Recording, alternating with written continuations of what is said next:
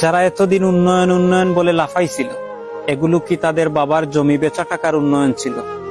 Metro rail জাপানের থেকে ঋণ নিয়ে করা হয়েছে, পদ্মা সেতু চীনের থেকে ঋণ নিয়ে করা হয়েছিল, মডেল মসজিদ সৌদির 8,000 কোটি টাকার অনুদানে করা, কিন্তু সেটা তাদের নিজেদের নামে চালিয়ে দিয়েছিল।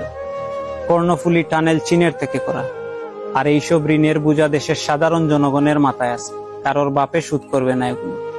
উচ্চ মূল্যে বিদ্যুৎ দেয়া আদানি গ্রুপ পাবে $80 কোটি, এজন্য প্রত্যাশিত বিদ্যুৎ দিচ্ছে না।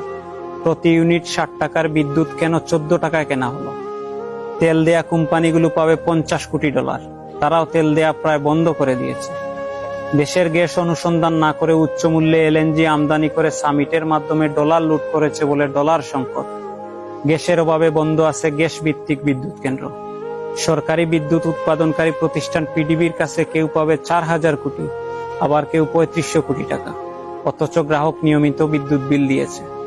2024-এ এসে যারা জীবনে প্রথমবার এত লোডশেডিং দেখে আফসোস আর কষ্টে মারা যাচ্ছে, তারা এবার বলেন দেখি, আপনারা কারা কারা 10 বছর ধরে বিদ্যুৎ বিল দেন নাই? যদি দিয়ে থাকেন, ওই টাকা খাইল কোন দেশপ্রেমিক? প্রশ্ন আপনাদের জনগণের কাছে।